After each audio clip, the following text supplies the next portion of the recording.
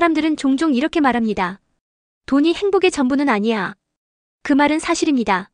하지만 완전히 진실이라고는 할 수 없습니다.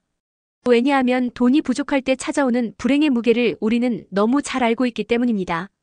돈은 단순히 종이 몇 장이나 숫자의 나열이 아닙니다. 그건 우리의 생활의 안정감, 그리고 감정의 평형과 직결되어 있습니다. 다시 말해, 돈이 감정과 무관하다는 말은 세상에서 가장 위험한 착각 중 하나입니다. 어느 젊은 부부의 이야기를 떠올려 봅시다. 그들은 서로 사랑했고 꿈도 많았습니다. 하지만 둘 다 비정규직이었고 한 달 월세는 급여의 절반을 차지했습니다. 남편은 매일 늦게까지 야근을 했고 아내는 아이를 맡길 곳이 없어 퇴사를 고민했습니다. 그들은 서로를 사랑했지만 점점 말수가 줄었습니다. 감정이 식어서가 아니라 불안이 커졌기 때문이었습니다. 아이의 분유값, 전기요금, 그리고 매달 찾아오는 카드 명세서. 그 모든 숫자가 두 사람의 대화 위에 무겁게 눌러앉았습니다. 그럴 때 그들이 싸운 이유는 사랑이 식어서가 아니었습니다. 그건 대부분 돈이 부족해서 생긴 감정적 피로였습니다. 돈이 감정과 무관하다면 왜 사람들은 퇴근 후 통장 잔고를 보며 안도하거나 절망할까요? 왜 우리는 연봉 협상 결과에 따라 기분이 오르락내리락 할까요? 왜 누군가는 이번 달 카드값만 버텨내면이라는 문장을 입에 달고 살까요? 그건 돈이 단순한 거래수단이 아니라 생존의 안정과 존엄의 기준으로 작동하기 때문입니다. 돈은 감정과 무관하다는 말은 돈이 충분한 사람들이 하는 말일 가능성이 큽니다. 아이가 배고파서 울고 있는데 먹일 것이 없다면 그 순간에 행복을 이야기할 수 있을까요? 월세가 밀려서 집주인의 문자가 오고 퇴거 통보장을 받아든 그 순간에도 행복을 논할 수 있을까요? 신용카드 대금이 연체되어 전화벨이 울릴 때마다 가슴이 철렁 내려앉는 사람에게 마음의 평화를 말하는 건 잔인한 일입니다. 돈은 단순히 생활의 편의를 넘어 인간의 존엄과 감정의 최소 방어선을 지켜주는 도구입니다. 이 사실을 부정하는 건 마치 산소가 행복과 무관하다고 말하는 것과 같습니다. 숨 쉴 공기가 있어야 사랑도 가능하고 배고픔이 해결되어야 예술도 가능하듯 기본적인 생존 기반 위에만 감정의 풍요가 피어납니다. 그렇다면 돈이 행복을 만들어주는 걸까요? 정확히 말하면 돈은 불행을 줄여주는 힘을 가집니다. 가난은 불행을 증폭시키는 증폭기이고 돈은 그 불행을 완화하는 완충기입니다. 돈이 많다고 해서 자동으로 행복해지지는 않지만 돈이 없으면 불행해질 확률이 압도적으로 높습니다. 이건 심리학적, 사회학적으로 이미 입증된 사실입니다.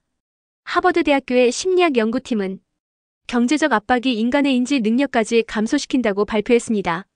실험 참가자들에게 금전적 스트레스를 주었을 때 IQ가 평균 13포인트나 낮아졌다는 결과가 나왔습니다. 즉, 돈 걱정을 하면 사람의 판단력, 집중력, 감정 조절 능력까지 무너집니다. 돈이 감정과 무관하다는 건 이 과학적 사실을 외면하는 것과 같습니다. 또한 경제적 불안은 단순한 걱정이 아니라 만성적 스트레스로 작용합니다.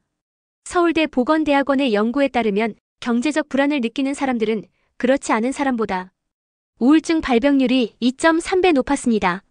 그중 절반은 수면 장애를 동반했습니다.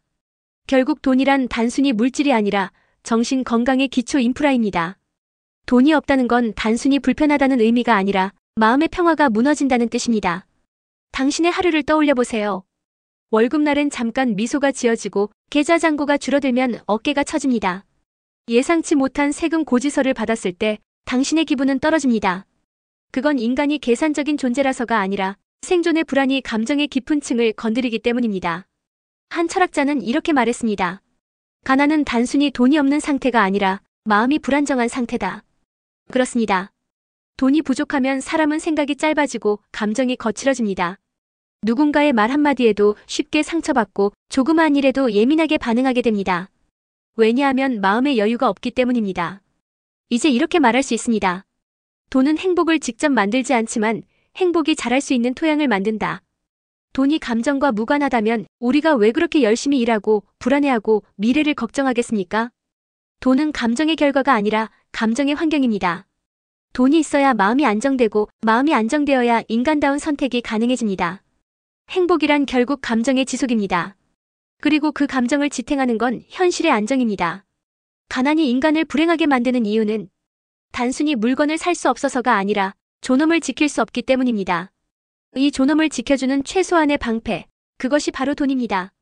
사람들은 종종 행복을 쾌락과 혼동합니다. 하지만 이 둘은 겉으로 보기엔 비슷해도 그 본질은 전혀 다릅니다. 쾌락은 순간의 감정입니다. 짧고 강렬하며 불이 붙었다가 빠르게 식습니다. 행복은 지속의 감정입니다.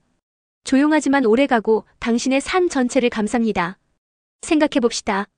우리가 좋아하는 음식을 먹을 때 첫 입은 세상에서 가장 달콤합니다. 그런데 5입째, 10번째가 되면 어때요? 처음처럼 설레지 않습니다. 오히려 느끼하고 배부르고 더는 먹고 싶지 않죠. 이게 바로 쾌락의 본질적인 한계입니다. 같은 행동을 반복해도 처음의 감정은 점점 사라집니다. 뇌는 새로운 자극에만 반응하기 때문입니다. 행복은 다릅니다. 행복은 반복되어도 질리지 않습니다. 매일 보는 가족의 얼굴, 늘 같은 길을 걸어도 마음이 편안한 이유가 바로 여기에 있습니다. 그건 감각의 자극이 아니라 의미의 경험이기 때문입니다. 현대인들이 불행한 이유 중 하나는 행복을 자극으로 오해하기 때문입니다. 좋은 음식을 먹고 새 휴대폰을 사고 여행을 다녀오면 행복하다고 느끼지만 며칠이 지나면 허무해집니다. 그 감정은 행복이 아니라 쾌락의 잔상입니다. 심리학에서는 이를 쾌락 적응 어다닉 애더프테이션이라 부릅니다. 새로운 자극을 받을 때 느끼는 만족감은 시간이 지나면서 급격히 줄어드는 현상이죠. 새 차를 샀을 때 처음엔 엔진 소리만 들어도 설렙니다. 하지만 2달이 지나면 그 감정은 무뎌지고 다시 더 큰 자극을 찾아 나섭니다. 그게 바로 끝없는 욕망의 순환 구조입니다. 여기서 중요한 질문이 생깁니다. 왜 사람들은 쾌락이 반복되면 불행해질까요? 그건 쾌락이 우리 뇌의 보상 시스템을 왜곡시키기 때문입니다. 도파민이라는 신경전달 물질이 새로운 자극에 반응하면서 더 큰 자극을 원하게 만듭니다. 즉 행복을 느끼는 것이 아니라 행복을 느끼고 싶어하는 상태가 지속되는 것입니다. 이건 아주 중요한 차이입니다. 쾌락은 지금 좋다 해서 끝나지만 행복은 내 인생이 괜찮다로 이어집니다. 행복은 강도가 아니라 지속입니다. 큰 행복이 아니라 자주 오는 작고 잔잔한 행복. 이게 진짜 행복의 형태입니다. 예를 들어보죠. 당신이 하루 24시간 중 10분이라도 감사한 마음을 느낀다면 그건 행복의 시작입니다. 행복은 폭발적인 감정이 아니라 일상 속 안정감의 누적입니다. 하버드 대학교의 장기 연구에 따르면 인간의 행복을 결정하는 가장 큰 요인은 돈, 명예, 외모가 아니라 관계의 질이었습니다. 그 연구는 무려 80년 동안 700명 이상의 인생을 추적했죠. 결론은 명확했습니다. 좋은 관계는 건강과 행복을 동시에 높인다. 즉 행복은 외부 자극이 아니라 사람과의 연결 속에서 자란다는 것입니다. 그렇다면 돈은 어떤 역할을 할까요? 돈은 쾌락의 수단이 될 수도 있고 행복의 기반이 될 수도 있습니다. 당신이 돈으로 새로운 자극을 살 때 그건 쾌락에 가깝습니다. 하지만 그 돈으로 가족과 시간을 보내거나 자신을 성장시키는 데 사용한다면 그건 행복으로 바뀝니다. 이건 아주 미묘한 차이지만 삶의 방향을 완전히 갈라놓습니다. 예를 들어볼까요? 새 휴대폰을 사면 일주일은 즐겁습니다. 하지만 그걸로 가족 사진을 찍고 오랜 친구와 영상 통화를 하며 추억을 쌓는다면 그건 행복으로 변환됩니다. 같은 돈이지만 사용의 맥락이 감정의 질을 바꾸는 것입니다. 쾌락은 소비로 완성되지만 행복은 의미로 완성됩니다. 쾌락은 무엇을 얻었는가에서 오고 행복은 그걸 어떻게 썼는가에서 옵니다. 그래서 행복을 잘 누리는 사람은 돈이 많아서가 아니라 돈을 다루는 감정의 지혜가 있는 사람입니다. 행복은 결국 선택의 문제입니다. 하루 24시간 중 우리는 수없이 많은 선택을 합니다. 그중 일부는 쾌락을 위한 것이고 또 일부는 행복을 위한 것입니다. 밤늦게 야식을 먹을지, 조금 일찍 자서 아침을 상쾌하게 맞이할지, 지금 돈을 써서 즉시 만족할지, 저축해서 미래의 안정감을 살지. 결국 행복은 지연된 보상을 선택할 수 있는 힘에서 나옵니다. 쾌락은 순간의 좋음이고 행복은 인생의 괜찮음입니다. 쾌락은 눈을 자극하지만 행복은 마음을 따뜻하게 덮습니다. 행복은 화려한 폭죽이 아니라 밤하늘에 오래 남는 별빛입니다. 결국 우리가 찾아야 할 것은 지속 가능한 감정입니다. 그건 스스로를 돌보는 시간, 가족과 함께하는 식사, 조용히 차 한 잔을 마시며 느끼는 여유 같은 순간들입니다. 그건 대단하지 않지만 오래 남습니다. 돈으로는 쾌락을 살 수 있지만 그 쾌락을 행복으로 바꾸는 건 당신의 선택입니다. 사람들은 흔히 묻습니다. 돈은 도대체 어디까지 벌어야 만족할 수 있을까? 하지만 정작 더 중요한 질문은 따로 있습니다. 나는 왜 돈을 벌고 싶은가? 입니다. 이 질문에 솔직하게 답할 수 있는 사람은 많지 않습니다. 우리는 돈을 원한다고 말하지만 사실은 돈이 만들어주는 감정을 원합니다. 그건 안정감, 자존감, 선택의 자유, 그리고 사랑하는 사람을 지킬 수 있다는 안도감입니다. 돈의 본질은 교환 수단이 아니라 통제권입니다. 세상의 불확실함 속에서 조금이라도 내 삶을 스스로 결정할 수 있게 만들어주는 힘. 그게 바로 부의 진짜 목적입니다. 한 심리학자는 이렇게 말했습니다. 돈이란 불행을 피할 수 있는 선택의 개수이다. 이 문장은 부를 정의하는 가장 인간적인 표현입니다. 돈이 많을수록 사람은 더 많이 웃는 것이 아니라 덜 절망할 수 있게 됩니다. 가난은 선택지를 지우고 부는 그것을 다시 복원시켜줍니다. 예를 들어볼까요? 아이가 아파서 병원에 가야 하는데 지갑 속에 남은 돈이 없다면 그때 느끼는 절망감은 단순한 걱정이 아닙니다. 그건 내가 아무것도 할 수 없다는 무력감입니다. 그런데 통장에 100만 원이 있다면 같은 상황에서도 마음은 완전히 달라집니다. 그래, 병원에 가서 검사해보자. 이 짧은 문장이 주는 안정감이 바로 돈의 힘입니다. 돈의 목적은 단순히 사치가 아닙니다. 삶의 존엄을 유지할 수 있는 힘입니다. 행복을 직접 사는 게 아니라 불행을 막는 방패를 사는 것입니다. 부의 목적을 잊은 채 돈을 모으기만 하는 사람은 마치 비를 막기 위해 물을 모으는 사람과 같습니다. 그는 결국 자신이 모은 물에 익사합니다. 돈은 쌓기 위한 것이 아니라 흘려보내기 위한 것입니다. 부의 목적은 나의 자유를 넓히는 것입니다. 누군가의 눈치를 보지 않아도 되는 자유, 원하지 않는 일을 하지 않아도 되는 자유, 가족이 아플 때 병원비 걱정을 하지 않아도 되는 자유. 이 세 가지가 바로 경제적 자유의 본질입니다. 한 경제학자는 이런 말을 남겼습니다. 진짜 부자는 통장을 보며 웃는 사람이 아니라 내일을 걱정하지 않는 사람이다. 맞습니다. 돈이란 내일의 불안으로부터 오늘을 지키는 방패입니다. 그리고 그 방패는 누구에게나 필요합니다. 많은 사람들이 돈을 벌면서도 점점 더 불행해지는 이유는 돈의 목적이 타인과의 비교로 바뀌기 때문입니다. 누군가는 더 큰 집을 사고 누군가는 더 비싼 차를 타는 걸 보며 나도 저만큼은 가져야겠다는 생각을 합니다. 하지만 그건 행복이 아니라 경쟁의 감정입니다. 부의 본질은 비교가 아니라 안정입니다. 누군가보다 많이 가지는 게 아니라 불안으로부터 멀어지는 것입니다. 부의 목적은 보여주기가 아니라 보호하기입니다. 보여주기 위한 부는 언제나 불안합니다. 그건 타인의 시선에 의존하기 때문입니다. 하지만 보호하기 위한 부는 단단합니다. 그건 내 가족과 나의 삶을 위한 기반이기 때문입니다. 돈은 당신을 행복하게 만드는 도구가 아니라 불행을 줄여주는 기술입니다. 당신이 돈을 벌어야 하는 이유는 더 좋은 차를 타기 위해서가 아니라 당신의 마음이 조금 더 평화로워지기 위해서입니다. 한 부부의 예를 들어보죠. 둘 다 맞벌이를 하며 열심히 살아왔습니다. 하지만 늘 불안했습니다. 아이가 아프면 병원비가 걱정되고 명절이 다가오면 부모님께 드릴 용돈이 부담이었습니다. 그들은 어느 날 마음을 바꿨습니다. 조금 덜 쓰더라도 매달 30만 원씩은 저축하자. 그 30만 원은 몇 년 뒤 그들의 삶의 리듬을 완전히 바꿔놓았습니다. 예상치 못한 위기 상황이 찾아왔을 때 그 돈 덕분에 그들은 싸우지 않았습니다. 괜찮아, 우리가 대비해뒀잖아. 이 한마디가 주는 안정감. 그게 바로 부의 진짜 기능입니다. 불안, 위기를 감당할 수 있는 여유입니다. 여유는 단순한 물질이 아니라 감정의 완충장치입니다. 돈은 그 완충장치를 만들어줍니다. 사람들은 흔히 말합니다. 돈이 없어도 행복할 수 있다. 물론 가능합니다. 하지만 돈이 없어서 불행하지 않기는 훨씬 어렵습니다. 돈은 우리의 감정을 구체적인 현실로 바꿔줍니다. 불안을 평화로, 두려움을 용기로, 절망을 희망으로. 이건 과장이 아닙니다. 돈은 당신의 감정을 바꾸는 현실적 언어입니다. 결국 돈의 목적은 명확합니다. 삶의 불안으로부터 자유로워지는 것. 그 자유 속에서 우리는 사랑하고, 꿈꾸고, 배우며 성장할 수 있습니다. 돈이 없으면 모든 것이 멈춥니다. 하지만 돈이 있다고 해서 모든 게 해결되지는 않습니다. 돈은 삶의 기반을 만들 뿐, 그 위에 무엇을 쌓느냐는 당신의 몫입니다. 진짜 부는 잔고가 아니라 감정의 안정성입니다. 가난은 통장에 돈이 없는 상태지만 진정한 부는 마음에 두려움이 없는 상태입니다. 우리는 종종 시간은 금이다라는 말을 듣습니다. 하지만 사실 그 문장은 거꾸로 되어 있습니다.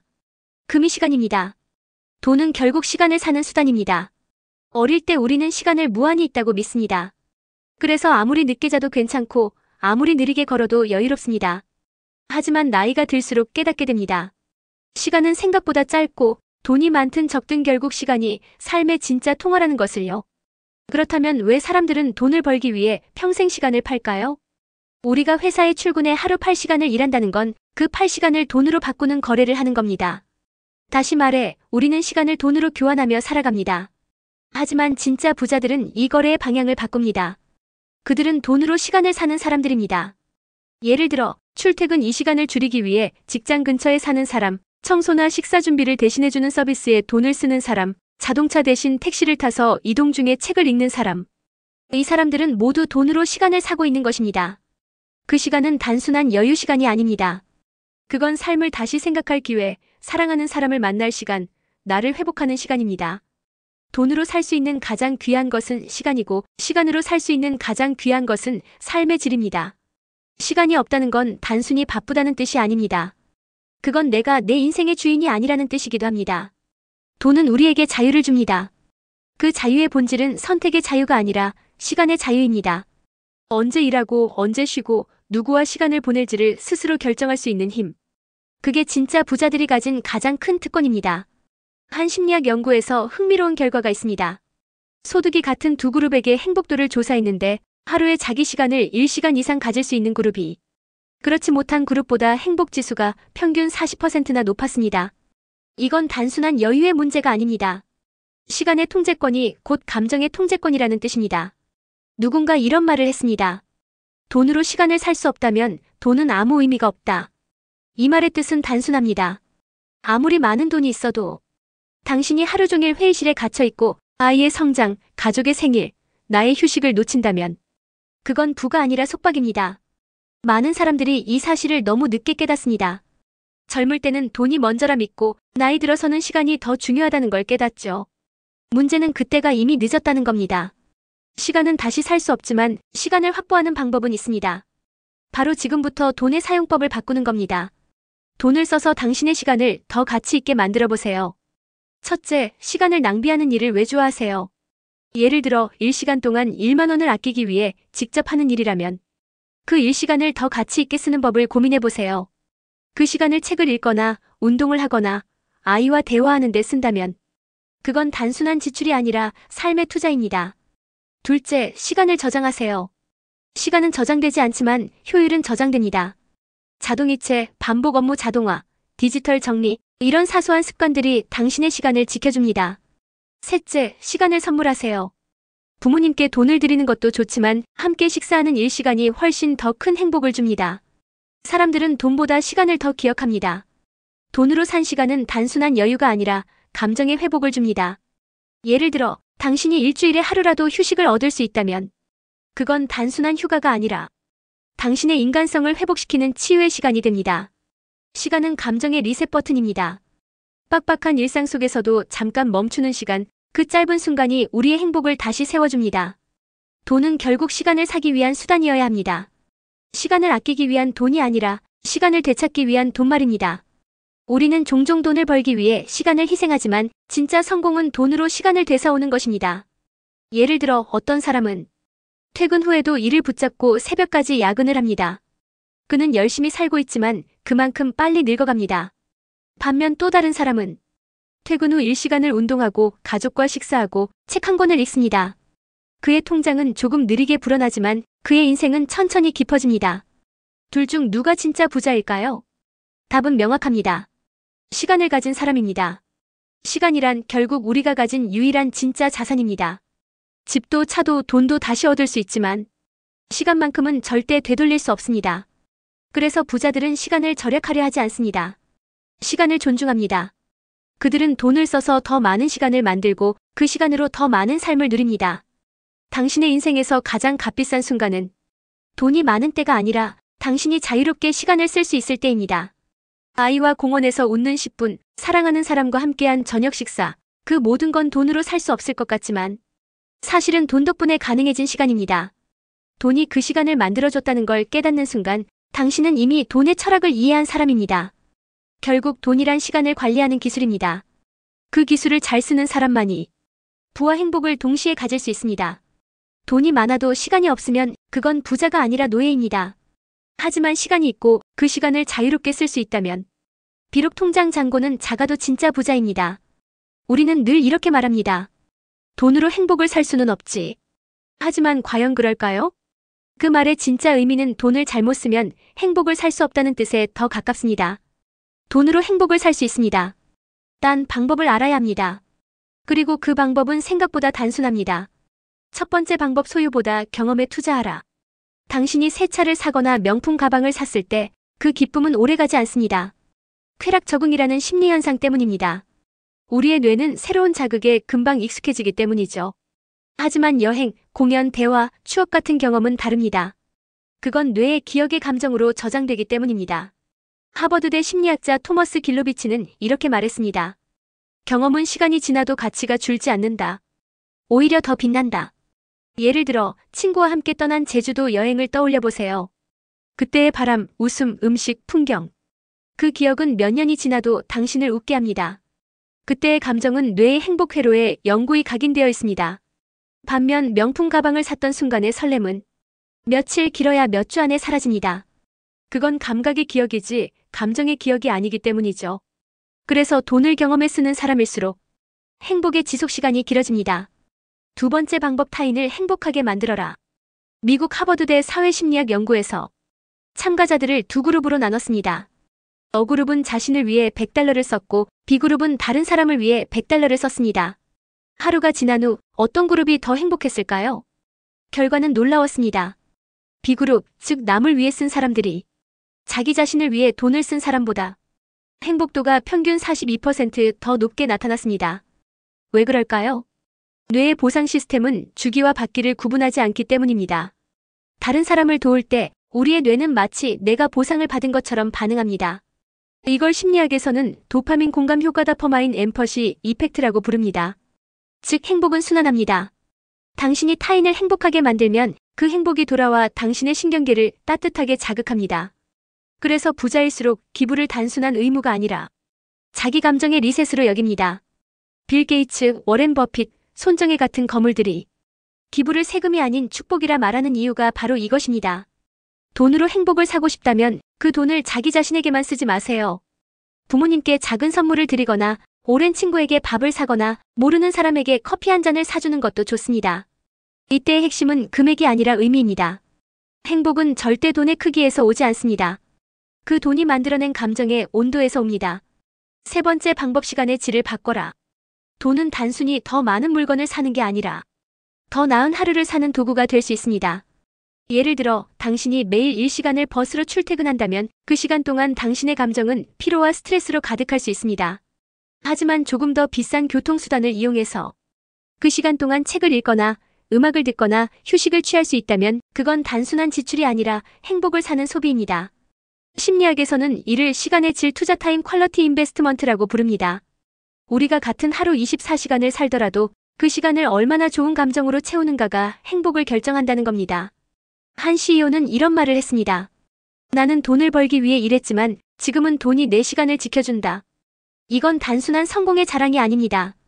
그는 이제 가족과 함께하는 식사 시간을, 조용히 산책하는 시간을, 스스로 생각할 수 있는 여백의 시간을 돈으로 되찾은 겁니다. 돈은 결국 당신에게 생각할 자유를 줍니다. 그 자유 속에서 사람은 성장하고 평화를 느낍니다. 돈으로 행복을 살 수 없다는 말은 돈만으로는 행복을 만들 수 없다는 말로 바꿔야 합니다. 돈은 재료일 뿐입니다. 그 재료를 가지고 요리하는 건 결국 당신입니다. 돈은 행복을 보장하지 않지만 행복이 자랄 수 있는 온실을 만들어줍니다. 온실이 있어야 꽃이 피어나듯 돈이 있어야 행복이 자랍니다. 돈을 잘 쓰는 사람은 자기 인생의 감독이 됩니다. 그들은 소비를 감정의 연출로 이해합니다. 그들은 알고 있습니다. 한 잔의 커피도, 한 번의 여행도, 한 권의 책도 결국은 자기 감정의 온도를 조절하는 행위라는 것을요. 행복한 부자들은 돈을 쓰는데 일관된 철학이 있습니다. 첫째, 의미 없는 소비는 피한다. 둘째, 사람과의 관계를 깊게 만든다. 셋째, 시간과 경험에 투자한다. 넷째, 나눔을 습관화한다. 다섯째, 소유보다 기억을 남긴다. 이 5가지 원칙이 돈을 단순한 숫자에서 감정의 에너지로 바꿔줍니다. 한 실험에서 이런 결과도 나왔습니다. 사람들이 기억에 남는 소비와 잊혀진 소비를 구분할 때 잊혀진 소비는 대부분 물건이었고 기억에 남는 소비는 대부분 사람과의 경험이었습니다. 그들은 명품 신발보다 가족과의 여행, 친구와의 대화, 누군가를 도운 기억을 더 오래 기억했습니다. 그게 바로 행복이 기억 기반 감정이라는 증거입니다. 돈은 결국 감정의 전달 매개체입니다. 당신이 돈을 쓸 때 그 안에 담긴 감정이 진심이라면 그건 언젠가 반드시 돌아옵니다. 돈은 숫자가 아니라 당신의 마음을 세상에 흘려보내는 에너지입니다. 돈을 잘 쓰는 사람은 돈으로 자신을 증명하려 하지 않습니다. 그들은 돈을 통해 삶을 아름답게 편집합니다. 불안의 장면을 줄이고 감사의 장면을 늘리고 고통의 클로즈업 대신 사랑의 롱샷을 찍습니다. 그게 진짜 부자의 삶입니다. 사람들은 종종 이렇게 말합니다. 돈이 많으면 행복할 줄 알았어요. 그런데 그렇지 않네요. 이 말은 부자들만 하는 말이 아닙니다. 많은 사람들이 돈의 목적을 잃어버린 순간에 내뱉는 한숨입니다. 돈이 많을수록 불안해지는 이유가 있습니다. 그건 인간의 뇌가 비교에 중독되어 있기 때문입니다. 뇌는 절대적인 수치로 만족하지 않습니다. 얼마나 많냐보다 남들보다 얼마나 많냐를 기준으로 행복을 느낍니다. 그래서 연봉이 5천만 원이더라도 주변 모두가 4천만 원을 받으면 행복합니다. 하지만 내가 1억을 벌어도 주변이 2억을 벌면 불행해집니다. 이건 단순한 시기심이 아닙니다. 우리의 뇌가 상대적 보상 체계로 작동하기 때문입니다. 행복은 절대치가 아니라 비교의 함수입니다. 부의 역설은 여기서 시작됩니다. 돈이 늘어날수록 우리는 더 많은 비교의 함정에 빠집니다. 남보다 더 나은 차, 더 좋은 집, 더 화려한 여행을 찾게 됩니다. 그리고 어느 순간 행복의 기준이 외부로 완전히 이동합니다. 이 상태를 심리학에서는 외적 기준 행복 익스터널리 오리엔터드 해피너스이라고 부릅니다. 즉, 나의 만족이 내 안에서 나오지 않고 남의 눈에 비친 나의 모습에서 결정되는 상태입니다. 돈은 감정을 왜곡합니다. 가난할 때는 돈이 전부인 것처럼 느껴지지만 막상 돈을 가지면 돈이 아무것도 아닌 것처럼 느껴집니다. 이건 인간의 뇌가 기대 적응을 하기 때문입니다. 한 가지를 이루면 뇌는 즉시 다음 목표를 설정합니다. 그래서 우리는 끊임없이 부의 사다리를 올라가지만 꼭대기에 도달할 때쯤엔 이미 새로운 사다리를 세우고 있습니다. 행복은 멀리서 보면 크고 반짝이지만 가까이서 보면 손에 잡히지 않습니다. 그건 행복의 목표가 아니라 상태이기 때문입니다. 한 심리학 연구에서 이런 결과가 있습니다.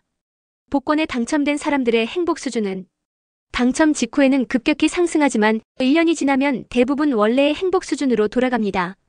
왜냐하면 인간은 놀랍도록 빠르게 적응하는 존재이기 때문입니다. 이걸 쾌락의 쳇바퀴 다닉 트레드밀라고 부릅니다.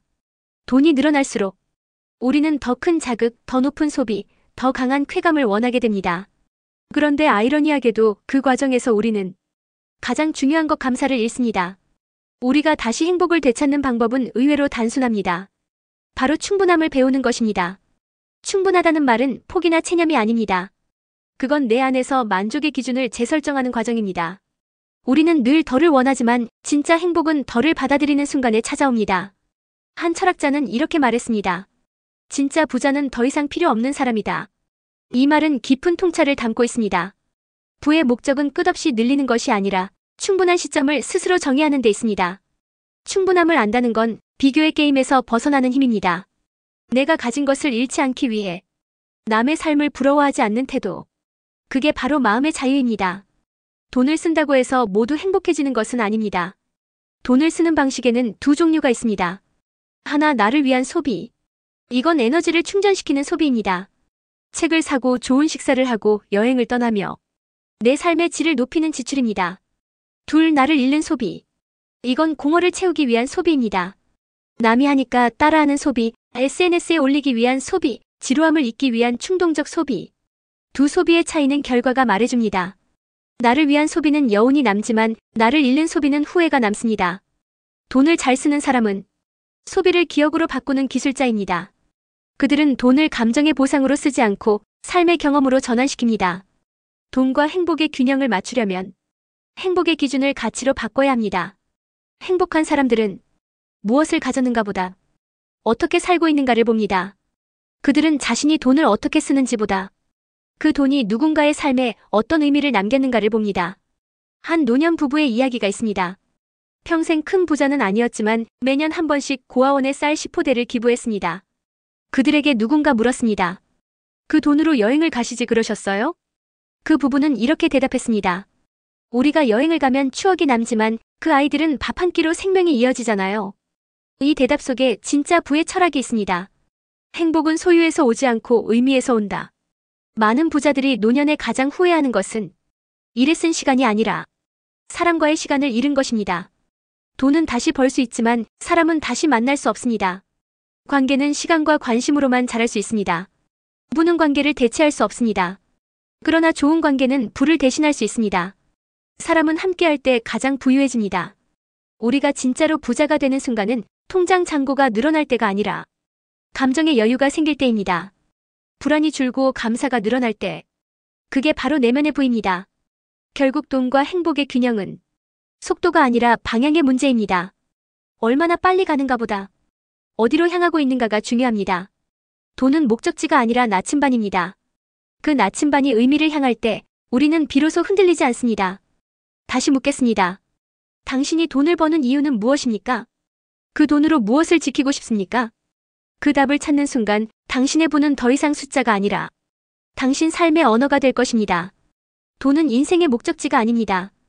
그건 방향입니다. 어디로 가야 할지를 알려주는 나침반일 뿐입니다. 많은 사람들은 그걸 끝이라고 착각합니다. 하지만 돈은 끝이 아니라 수단, 도착이 아니라 여정의 도구입니다. 우리는 살아가면서 수많은 선택의 갈림길에 서게 됩니다. 어떤 사람은 돈을 줬고 어떤 사람은 행복을 줬습니다. 하지만 그 둘은 결코 따로 움직이지 않습니다. 돈이 행복을 이끄는 것이 아니라 행복의 방향이 돈의 의미를 바꾸기 때문입니다. 당신이 돈을 벌기 시작한 이유를 떠올려 보세요. 처음부터 사치나 과시를 위해서였나요? 아니죠. 대부분은 사랑하는 사람을 지키고 싶어서였습니다. 부모님께 더 좋은 걸 드리고 싶고, 아이에게 더 나은 환경을 만들어주고 싶고, 스스로에게 조금 더 나은 내일을 주고 싶어서였죠.